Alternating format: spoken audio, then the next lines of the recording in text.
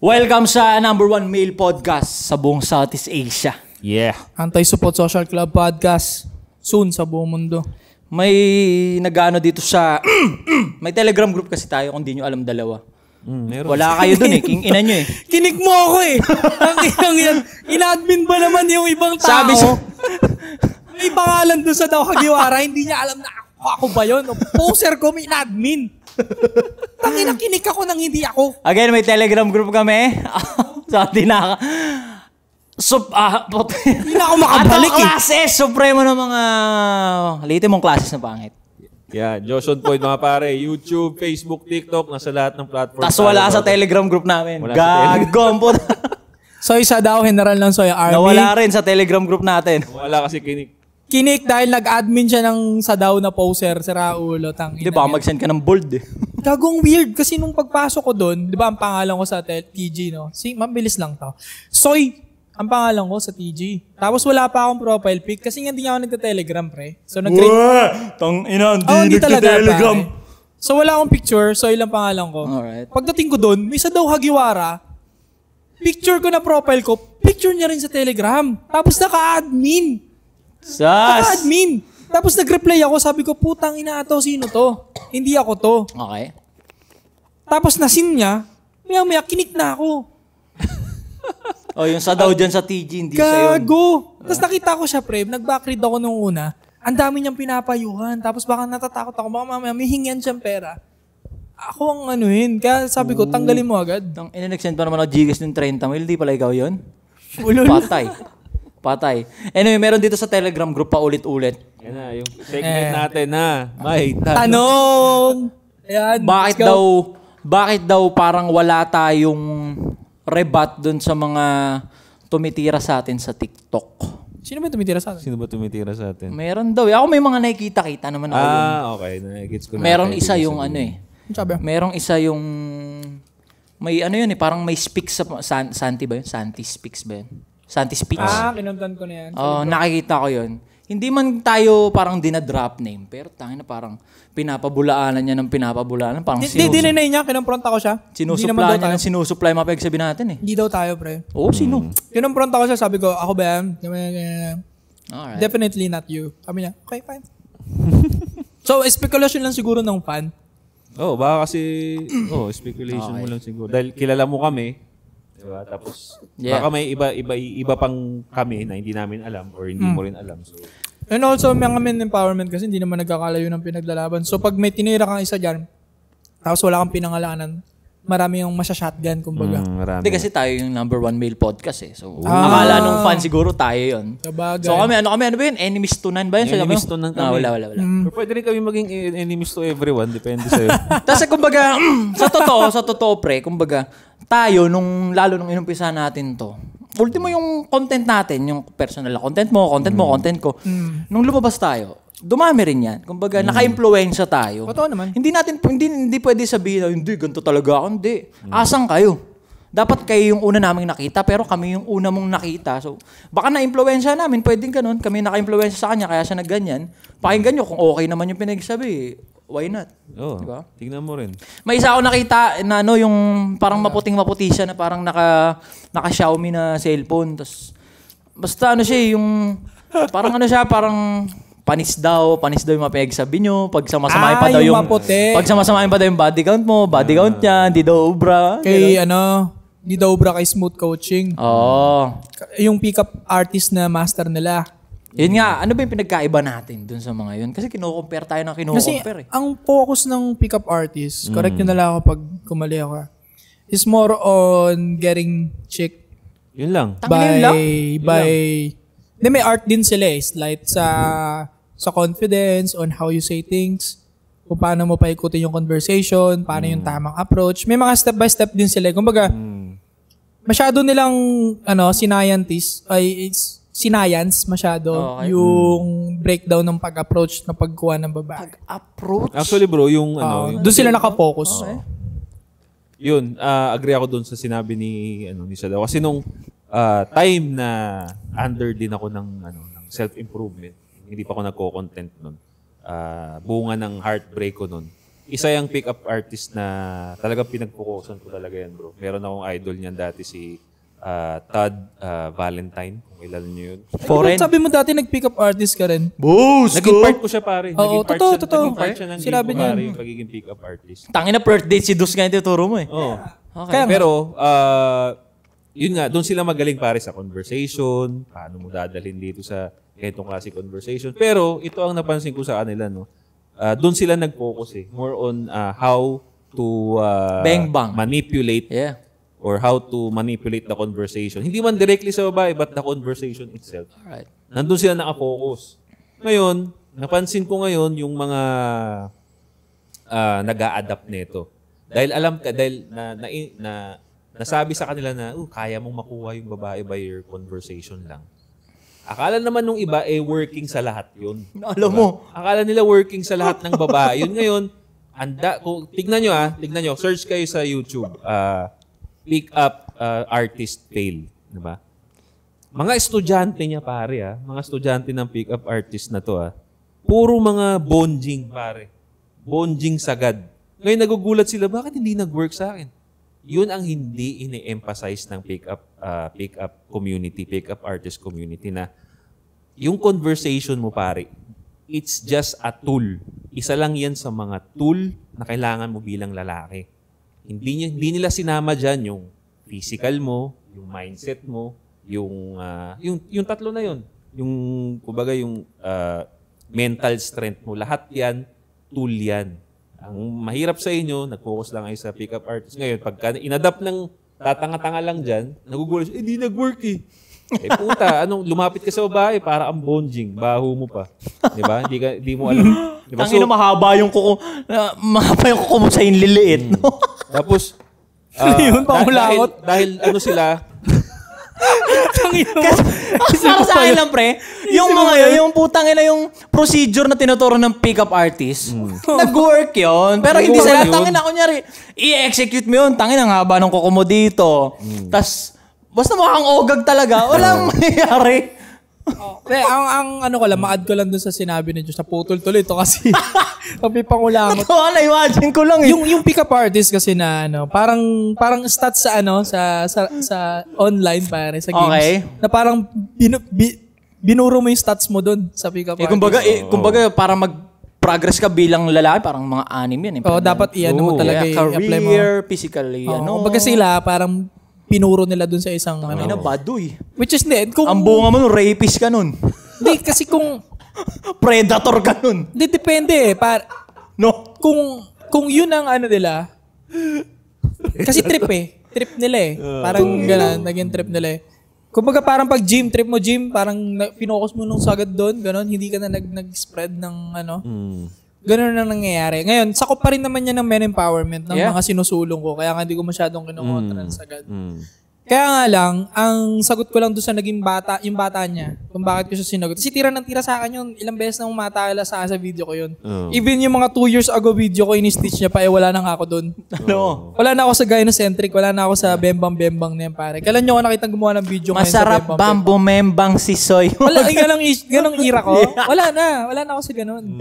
Kasi tapos na yung gynocentric ko, yung turo ko dun sa pambababae, kung paano pumikap ng babae. Yeah. Tapos na ako dun. Nandun na ako sa improve yourself, pang long run na. Yeah.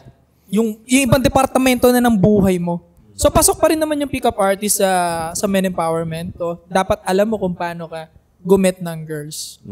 Actually, Pero- sobrang weird nun ngayon eh, 2025. Ganon yung tinuturo mo? Pick Sila. up? How to pick up? Oh, medyo ganun. Parang more on ebas-ebas, how to seduct. Pero, but then again, pag sinamarize mo yung mga pinagsasabi ko, mga tinuro ko dati na ginagawa ko sa babae, kung paano pick upin, wala nang pinagkaiba sinasabi nila eh. Ine-emphasize lang nila, may mga breakdown lang sila, by the end of the day, doon pa rin naman babagsak sa mga tinuro ko, which is yung dapat confident ka, dapat alam mo i-handle yung sarili mo, huwag kang mag-overthink ng sobra, basta i-flow mo lang yung conversation, tumingin ka sa mata, seductive tingin sa labi, yung movement mo, dapat laging confident. Doon lang mabagsak yun. Yeah. Ngayon Same, sila, in-emphasize lang nila yung one by one breakdown, pero by the end of the day, doon pa rin ang bagsak niya sa mga pinagsasabi ko. At ngayon, sa sinabi naman niya na mataas yung body count ni Smooth Coaching, compare daw yun sa akin, compare daw yung kay Josh. Paano mo nasabi, di ba? Hindi mo nga alam eh. Oo. Kailangan mo ba puwet nun? Parang, Hindi mo alam. Hindi mo nga alam. parang masyado ka naman sure na ano, di ba? Oo nga. Baka kasama siya dun sa body count niyo. Pwede. At kung i-compare mo kami doon, na malayo kami doon, at least I would say mas malapit o hindi kami nagkakalayo noong si Smooth sa pang-chichik, pero mas malayo ka sa akin. Kumbaga parang kung ikukumpara mo kami ni Smooth, okay, ganito yung distansya, pero ikaw compare ka sa akin, butang napakalayo mo, tuldok ka sa akin. Parang tangin na yung mic mo nga bulok eh. 'Di ba? Magkano yung mic mo, hindi mo ma-improve. Parang yung mic niya tigto 250 Sasabihin niya, no, tangina mga pikon, mga iyakin, tinakil pa. Siya nga nakasampung video na sa akin eh. Yeah.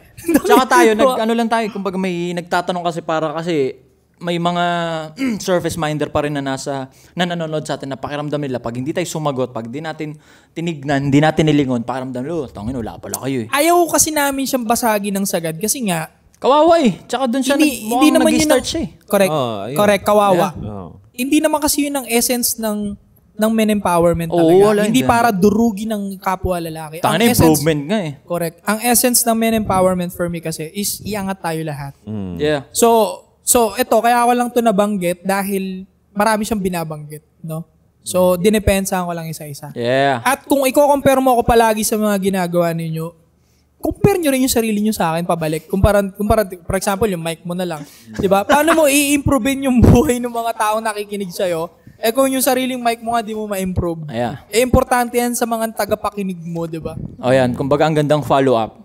Kasi sobrang dami, especially sa TikTok, sobrang daming mga lalaki na nagko-content na rin ng ganito.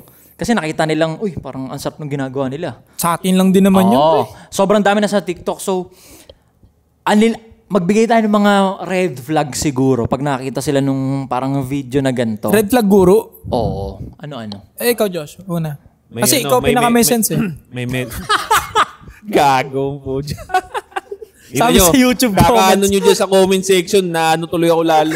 Para at least alam nila, nagbabasa talaga tayo. Alam mo, Diba? sige. Sige ato, makinig ka. Hindi man siya perfect, pero makinig ka. Okay, sige. Huwag mo kasi kontrahin. Okay. Ay, ano. Red flag pare. Interrupt. Na para sa akin. Coach Guru. Wala nang Men empowerment guru. wala nang sugar coating to. Para sa akin basurang content creator to na mayroong melodramatic background music. Paano melodramatic? Merong may melodramatic background music pagka nagsasalita siya about advices. Hindi to about men empowerment. Basta bigay siya ng advice pero merong melodramatic background music. Yeah. Na background music. Para sa akin pare basura na 'yun, no? Ano na 'yun siya? Kumbaga, nandun yung idea ng content creation. Yes, Yeah. content creation pero may halo ng manipulation yun. Content creation na may manipulation because alam na natin pagka may background music na nakakalungkot, kahit pa paano natitrigger yung emotions mo. Tangina ko nga, no? Diba? Yeah. Meron yan. Yeah.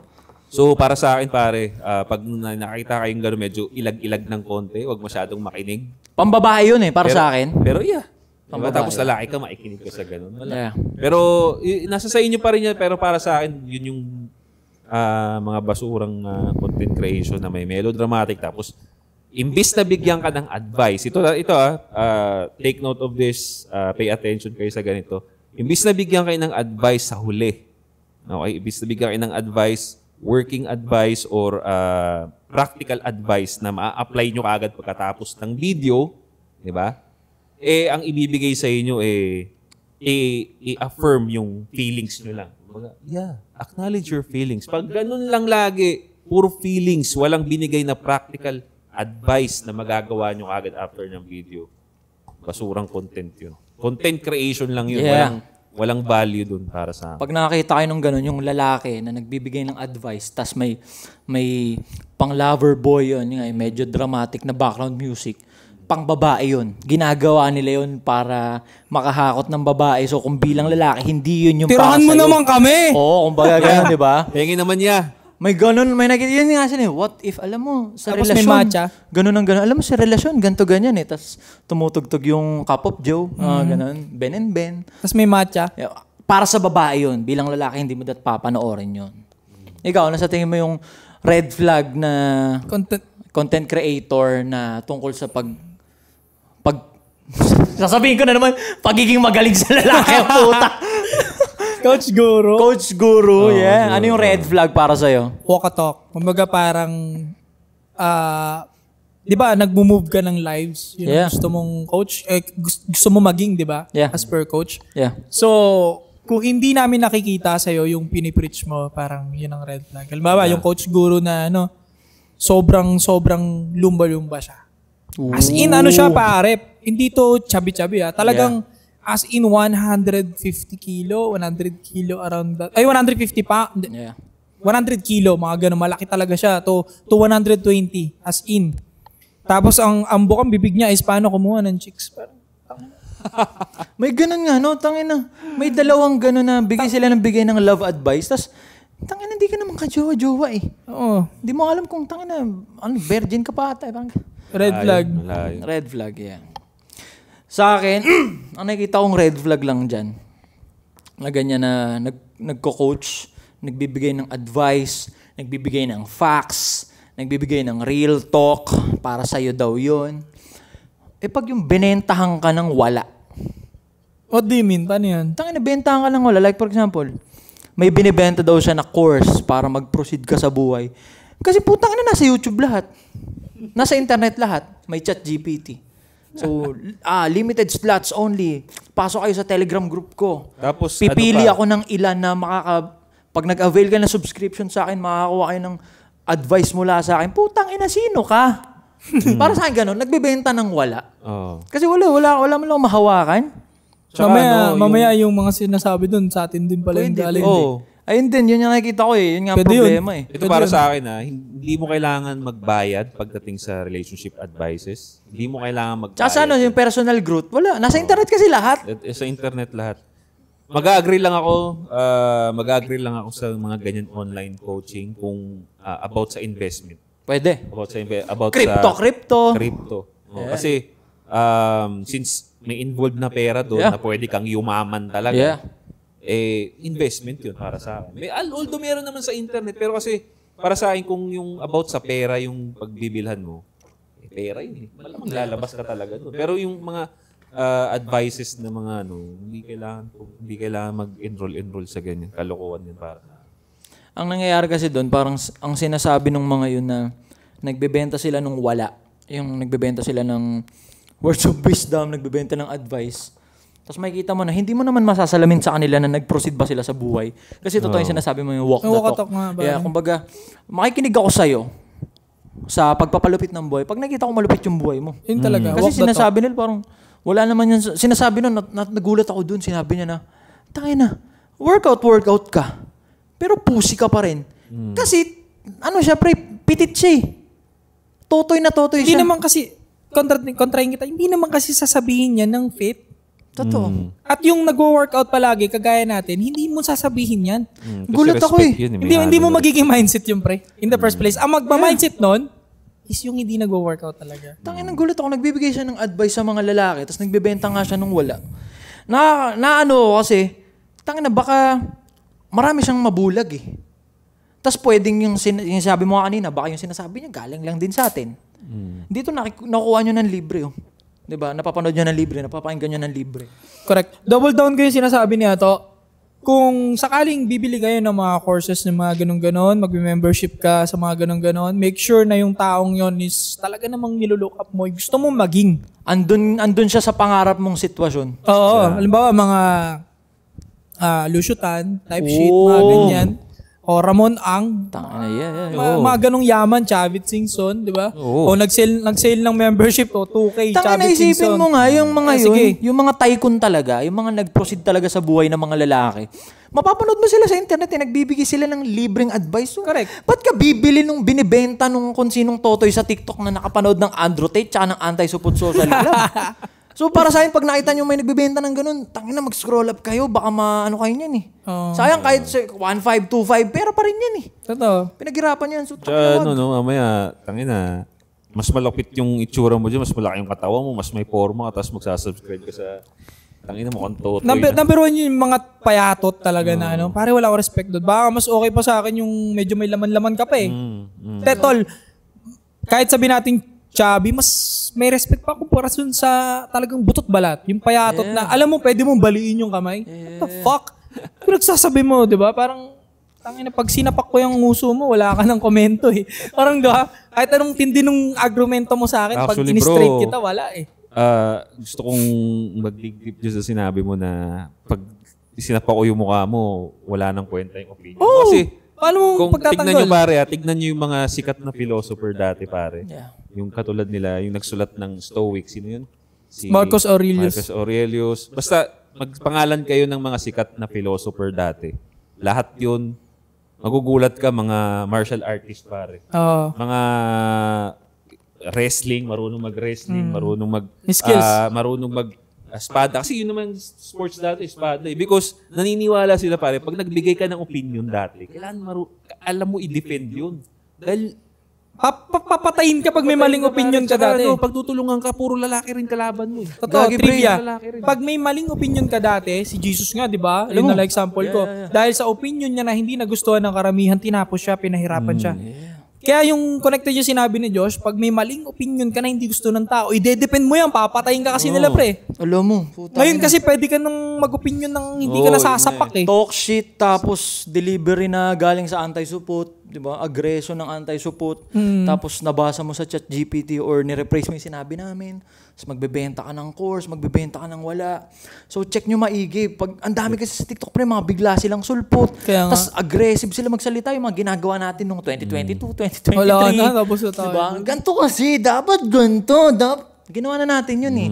Kumbaga, check nyo maigi kasi sayang yung pera nyo dyan. Maniwala kayo. Ako, anti-bisyo ko, pero kung bibili kayo nung binibenta nyo ng mga ganito kasi dapat ganun, magbebenta kayo, bibili kayo ng binibenta, tangina, bisyo nyo na lang. At least may nahawakan kayo eh. Kasi parang para sa akin, pag bumili kayo ng ganun na hindi nahawakan, yung makakawa daw ng direktang advice mula sa kanya, para sa akin, ikaw na yung pinakasagad na katanga-tangahan nun. Yes. Totoo. Pero pero may mga ganun na mga Stupid. digital products, yung mga courses, para sa akin, may mga ganun talaga na totoo. Meron nga. Coldest game, pre. Bugoy na koy-koy. Pero tignan mo naman kasi ano ba yung 2 joints, pre? Ano ba si Bugoy? Nasaan ba siya? Parang ganun lang eh. Check nyo yung nagbebenta. Coldest game. Tapos meron pa isa yung sa IM Plus. IM Plus, yung Discovery, Breakthrough, Abundance, IM Plus. Actually, hindi nga. Seminar nga yun, rekta eh. Kumbaga may tangible, may experience. Hindi yung putang ina. Ito, PDF oh. Tsaka yung mga produkto nun, check nyo yung mga produkto ng mga course na yun. Tama, produkto ng mga Josh Moiga, mga RDR, Chinkitan, nung IM Plus. Diba? Tapos yung coldest game, yung kay Labugoy, ito yung mga produkto nun, pre, lintik. Kaya mag-ingat kayo dun sa mga nasa TikTok na biglang sulpot, nakakuha ng mga delivery and aggression techniques mula sa anti-support. Tapos i-apply nila. 2022 ato. Gagi. Nababader ako, pre, kasi kumbaga itong sinimulan natin, movement to, pre. Yeah. Tapos nakikita ko na may mga gumagawa ng ganito sa TikTok. Baka masira yung binibuild nating imahe, pre. Correct. Ano tayo sa kanila, no? I-relate tayo sa kanila. Alam mo. Kasi tayo talaga yung matatayap dun. Pwedeng sabihin na produkto natin yun. Pero ang gusto ko pare, magbenta ako ng libro. Libro. Basta may nahawakan, pre. Meron yun libro. May hawak siya. Putang ina yun, ipipdf o kayo, papasok ka lang sa private telegram group niya, ando na lahat, magbabasa ka. Puta, libro pwede pa, libro. Gusto ko libro kasi Libro, oo. gusto ko mag-iwan ng talagang immortality dito sa Libro mundo naman, na... basta may tangible. Kasi putang ina, pag walang nahawakan, parang, hold up mo na lang eh. Oo. Akin na yung pera mo. Ito PDF oh. Ito access sa aking private telegram group. Putang ina, walang ganun. Libro oh. Pwede yun, libro. Yeah, check nyo pare. Check nyo yung mga pina-follow ninyo. Check nyo yung lifestyle. Yeah. Check nyo yung kung saan ba galing. Legit ba? Pagka medyo natataas yung kilay ninyo, wala sa itsura. Alam nyo, yun na yun. Sinasabi na ng gut sa inyo na, puta ba, hindi reliable to. Oh, saka yung lalaki magsasabi na, tangina, gym ka ng gym. Basta pag may lalaki ka nakita ng babash sa pag-gym, sa pag-exercise, sa pagja-jogging, anything about fitness, pag binabash niya ito, Nako. Kalalaking tao. Kalalaking tao. Puta. bobong Coach yan. Kasama yun sa pagiging Bobong lalaki. guru yan. Saltigin Correct. yun. Bobong guru yan. Kung sino mang guru ang magbabash sa fitness, sa health-wise, sa jogging, basta anything about fitness, bobo yan. Again, tanga-tangang guru yan. Yun pala, no? Biggest red flag yun. Biggest red flag yun, pare. Pag binabash niya yung fitness. Pag tinignan mo yung katawan ng buwaka ng inang yan, payatot yan, no kaya sobra-sobrang laki niyan. Yeah. Kasi hindi niya nire-respect yung fitness, malamang hindi niya ina-apply sa sarili niya. At walang nag-exercise na tao na magbabash sa fitness. Dahil, Dahil, kasi respect yun. May Yeah. respect agad yun. meron pang runner's high na tinatawag, nadaman nyo na. Yeah. Pag nagja-jogging kayo. Meron. Ang sarap. Yeah. Ang sarap. Pag umulan, pre, mamimiss mo yung jogging sa labas, pre. Pati yung simoy ng hangin. Hanggang sa yung 1 hour, yung 2 hours, hindi mo napansin. Totoo. Hindi mo nadama yan.